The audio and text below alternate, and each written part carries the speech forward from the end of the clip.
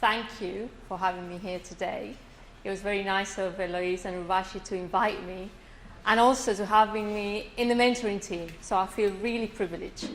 But before I start to tell you about how we might go about transforming doubt into achievement, I think we need to move, because we've been sitting for about half an hour now. So can I ask you all to stand up, please?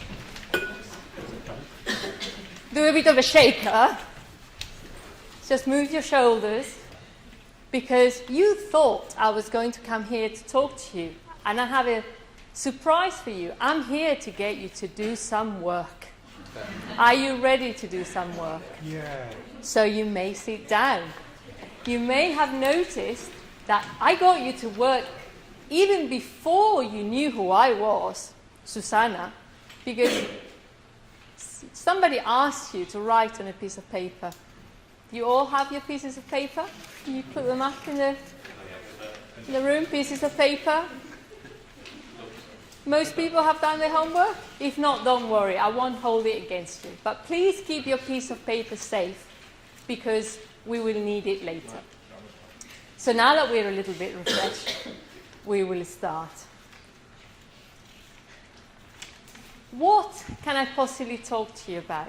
Well, I can only really talk about my experience. That's the one thing that's really reliable to us, our experience. So I'm going to tell you a little bit about my story, which is not dissimilar to many of you here today. And I'll go back to first a point in 2020, a year that stands in everybody's mind. In that year, I was a successful CFO, working super hard. You know, when you go to bed at night and all you can do is think about what's going on in the office. Anybody knows that feeling? Very busy CFO. I was also going through a divorce, because that's life, right? 25 years of marriage. And I particularly remember the day that we decided to gather our children to tell them about it. It was probably one of the hardest days in my life. It's tough. We sat down, told them about it, and my son took it really badly. Even though they were at uni, we thought by then they would have been fine. They weren't. And then COVID hit. And of course, with all the stress of work and my private life, we now have a whole new set of scenarios to deal with to try and keep the company afloat. Do you think that's enough?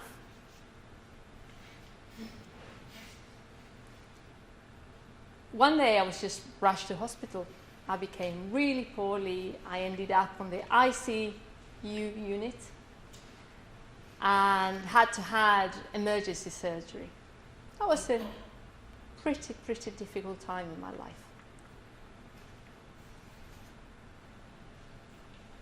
And at that time, my paper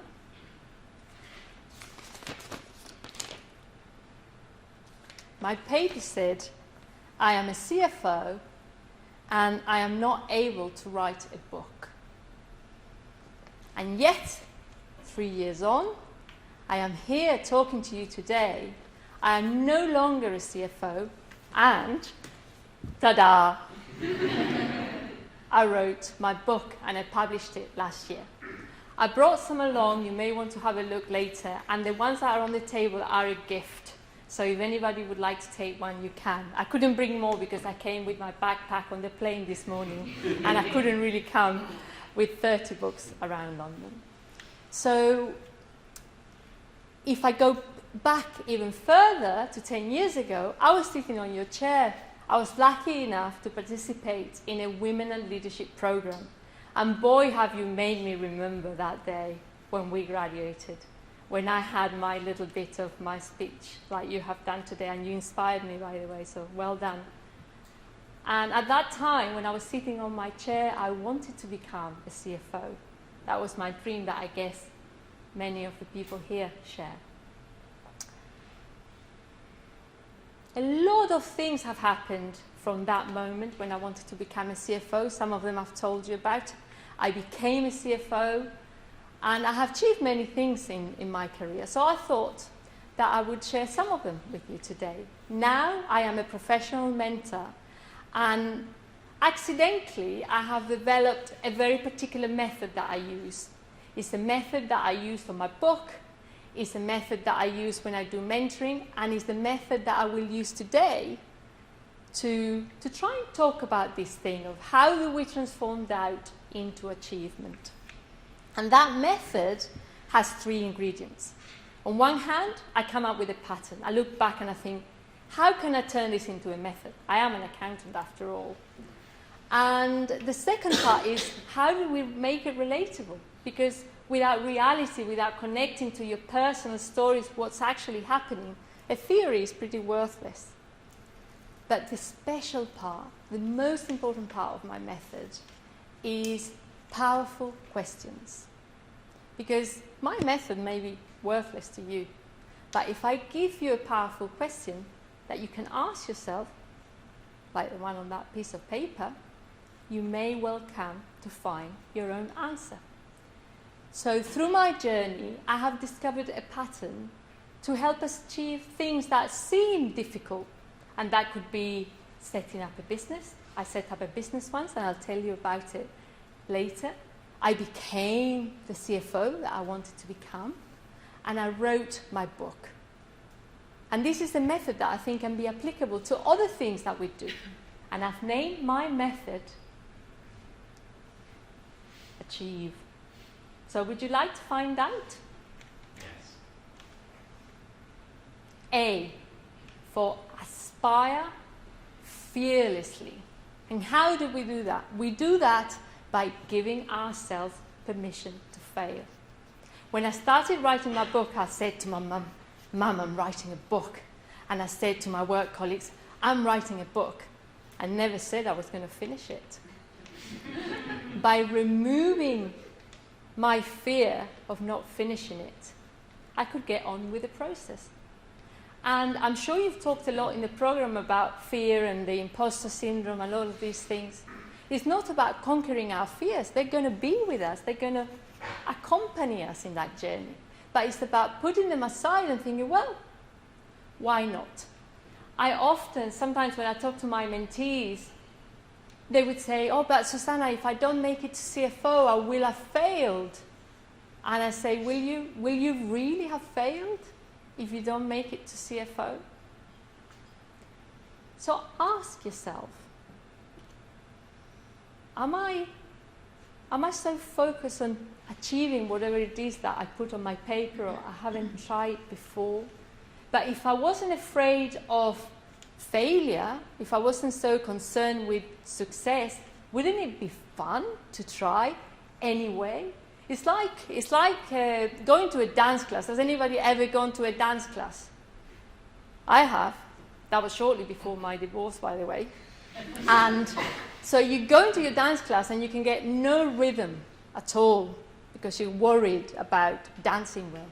And then once you relax and start to enjoy, suddenly you don't really care anymore whether you actually dance well or not. You're just having fun. So my point here is a little bit about that we all have the choice to enjoy the journey, even if we don't achieve that goal that we set out to achieve. The second part of my method is creatively express. I'm going to be really daring now. Please forgive me. Are there any accountants in the room?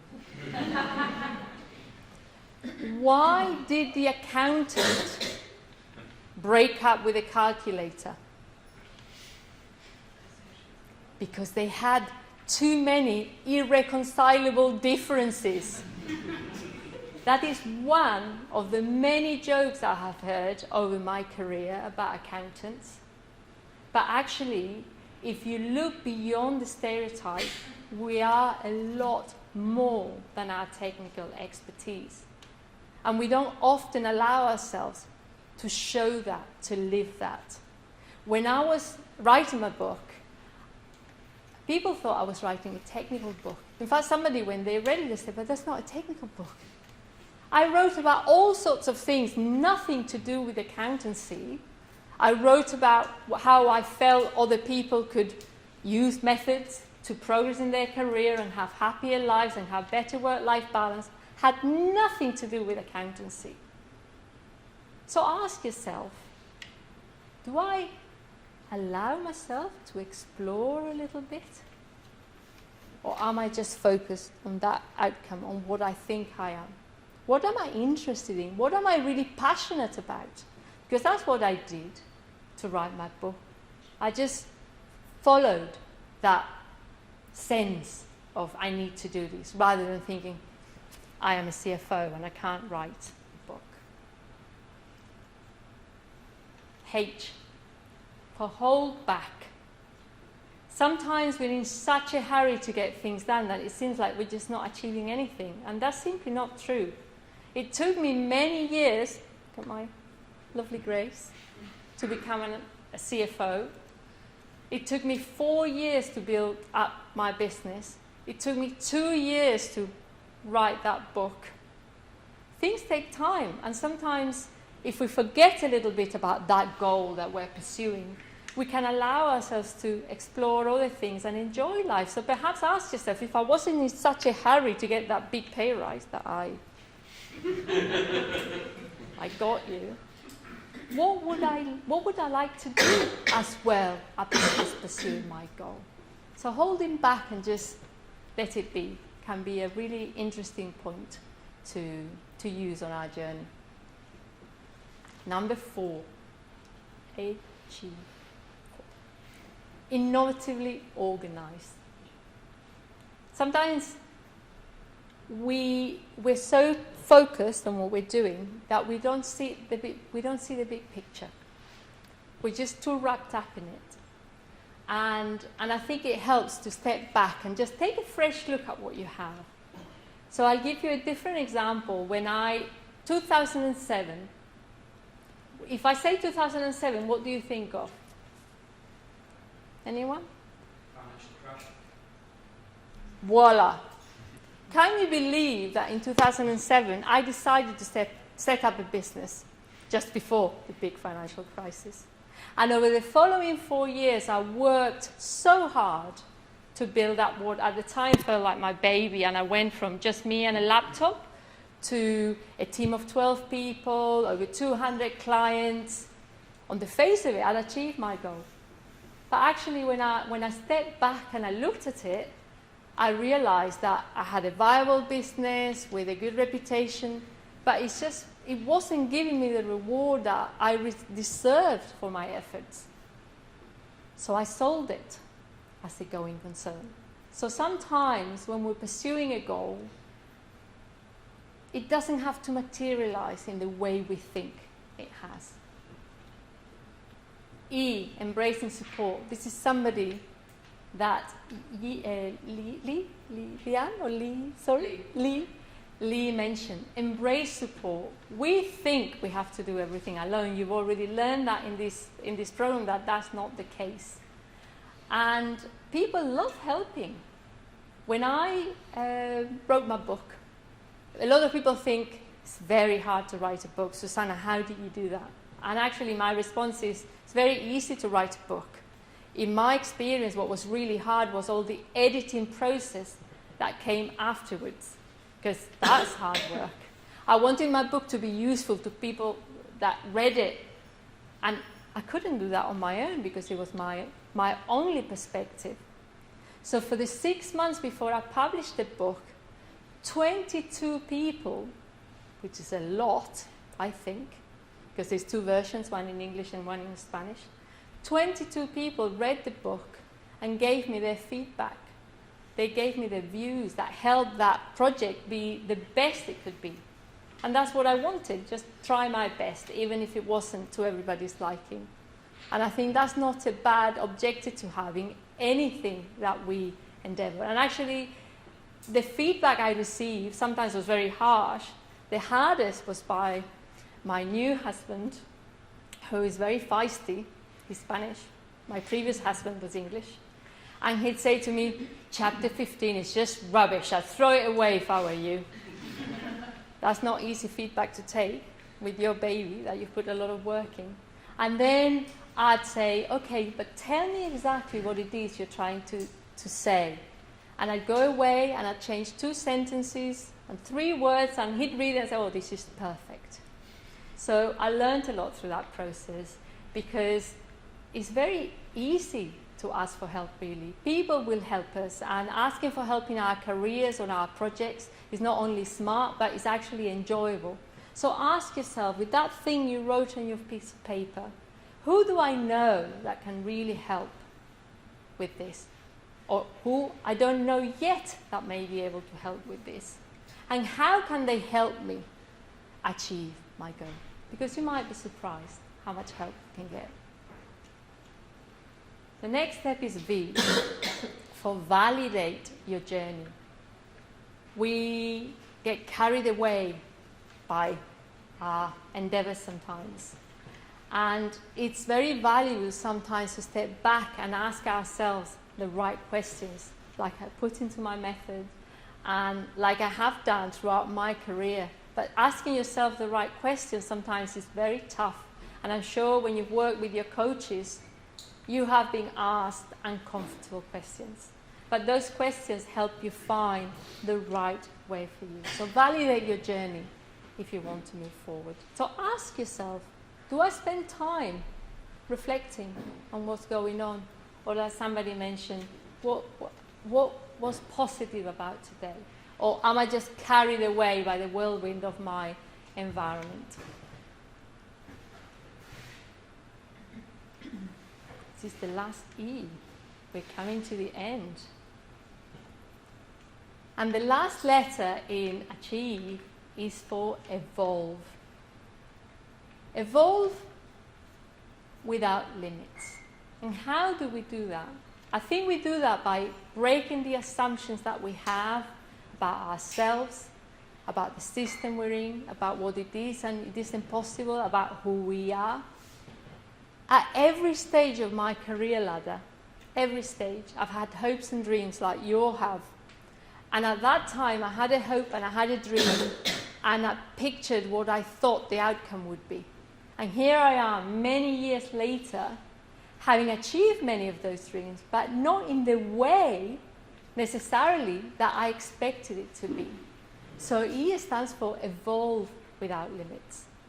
Because who we think we are now and who we think we want to be is not necessarily the right answer for us now. There you are, you're a she. Aspire fearlessly, creatively express, hold back and wait, innovatively organize, embrace support, validate your journey, and evolve without limits. So can you find, all of you, your paper and open it if you have it? And just take a read of what you wrote just before this session. There'll be a variety of things, I'm sure. And just ask yourself, why not? Thank you.